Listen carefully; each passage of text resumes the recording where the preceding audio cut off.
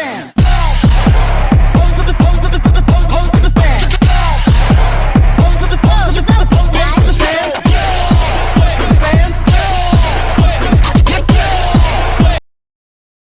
Corruption and strategies implemented to combat corruption cases in Malaysia. Corruption is one of the most serious issues that affect the efficiency, transparency, and integrity of public administration. Corruption can also be defined as the misuse of power, money, or position for personal gain.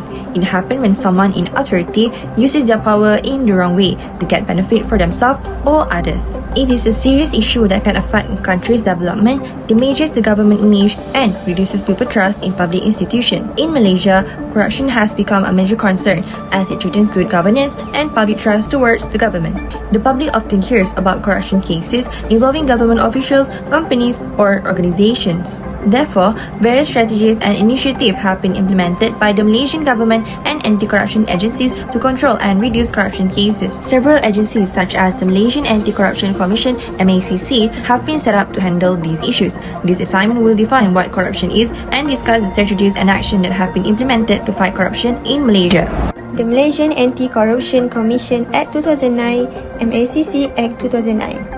The Malaysian Anti-Corruption Commission Act 2009, MACC Act 2009 is an act of the Parliament of Malaysia that provides for the establishment of the Malaysia Anti-Corruption Commission, MACC. The purpose is to prevent and punish corrupt activities in both public and private sector. This also to provide for the establishment of the MACC. Is giving the MACC the legal power to investigate abuse of power and other offences. There are 5 key purposes of the MACC Act 2009. The first one is establishment of the MACC. The Act formed the MACC as the independent and professional body to prevent and investigating corruption. This ensures MACC can operate without political influence, so their investigations are fair and honest. Next is criminalizing corruption. It means the law clearly lists and explains what action that considered corrupt and make it illegal. This action includes to both government and public sector. For example, asking for or taking bribes. It means when someone uses their position to ask for money, take advantage in bad ways, and ask for other reward in return after doing something. Next, lying with fake documents and claims.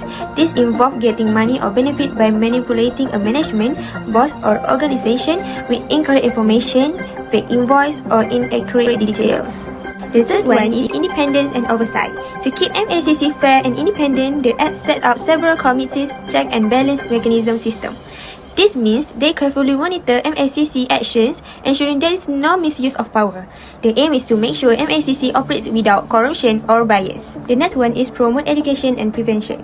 The Act also focuses on educating the public and public officials about corruption and its negative effect that can bring to the country. MACC needs to give information and raise awareness among the people to let them know how dangerous corruption is.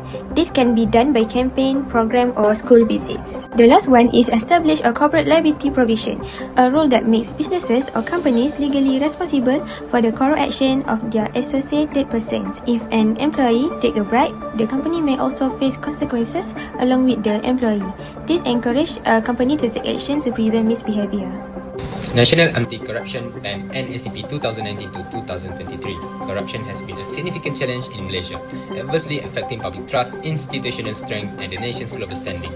In light of notable scandals, including the 1MDB case, the Malaysian government launched the National Anti-Corruption Plan (NACP) for the period of 2019 to 2023.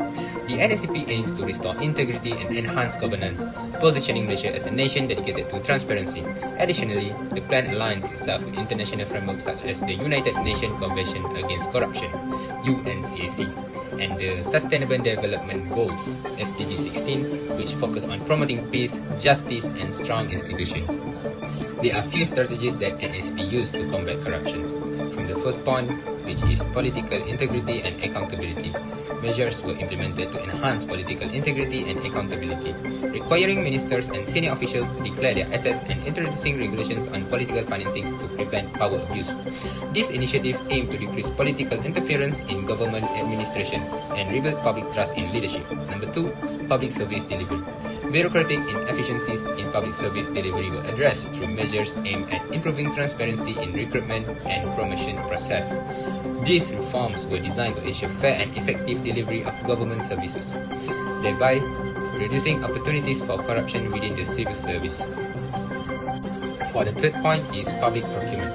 To combat targeted corruption in public procurement, the government implemented open tender system and digital monitoring tools to oversee contracts, aiming to diminish favoritism, collusion, and the misuse of public funds. And lastly, legal and judicial system. Proposals were introduced to enhance the credibility of the legal system by separating the power of the Attorney General and Public Prosecutor to ensure impartiality, alongside offering stronger protections for whistleblowers to encourage reporting of corruption without retaliations. Implementation and progress of NACP. In total, the NACP outlined 115 initiatives across 17 strategic objectives to be implemented over 5 years. As of the Progress Report 2020-2021, 47 initiatives, which is 41%, were completed and 68 initiatives, which is 59%, were ongoing. Key achievements included assets declaration requirements, expanded open tender system, and the creation of organization anti-corruption plans by ministries. Nonetheless, ongoing challenges like political instability, weak procurement governance, and high public corruption perceptions impede further progress. National Anti-Corruption Strategy NACS 2024-2028. National Anti-Corruption Strategy NACS 2024-2028 was launched by Prime Minister Datuk Seri Anwar Ibrahim on 7 May 2024. It is a continuation of the previous plan from National Anti-Corruption Plan NACP 2019-2023. The vision is to steer the country be corrupt-free and prosperous. It set 3 missions. First mission, to uphold the rule of law. Second is to create a culture of transparency and accountability, and the last one is to encourage participation among communities in anti-corruption efforts. 5 main strategies to be implemented over the 5-year period to ensure the mission is success. Main strategy. First one is education. The aim is to apply awareness about integrity, ethics, and anti-corruption values to all citizens through schools, higher education, vocational training, and public service. For example, the Ministry of Education Malaysia (MOE) takes the lead for this strategy and has defined 6 sub-strategies defined into short and medium-term pace. MOE successfully launched the Duta Sasa Kit and Karama Insania. Second, 5 main strategy is public accountability, focusing on strengthening governance frameworks, transparency in procurement, assets declaration, civil servant screening, internal audits, and oversight mechanism. Third main strategy is people voice, encouraging community participation in anti-corruption effort and ensuring the public can voice their concern. It is one of the 5 core strategies of the NSCS. Alongside education, public accountability, enforcement, and incentive, the strategy emphasizes fostering a culture of transparency and accountability where citizens are actively involved in fighting corruption. The first one is enforcement strategy, investigative research, prosecutorial, and surveillance, ensuring laws are enforced, address the risk of corruption in high-risk areas. Incentive, the last one of the 5 main strategy, using positive inducements, rewards, recognition for integrity rather than only sanction, encourage to using anti-corruption private sector system using compliance incentive. In conclusion, corruption is a serious threat that undermines good governance, weakens public trust, and hinders national development. Malaysia has demonstrated a strong commitment to combating corruption through the implementation of the Malaysian Anti-Corruption Commission Act 2009, MACC Act 2009, and the National Anti-Corruption Strategy NACS 2024 until 2028.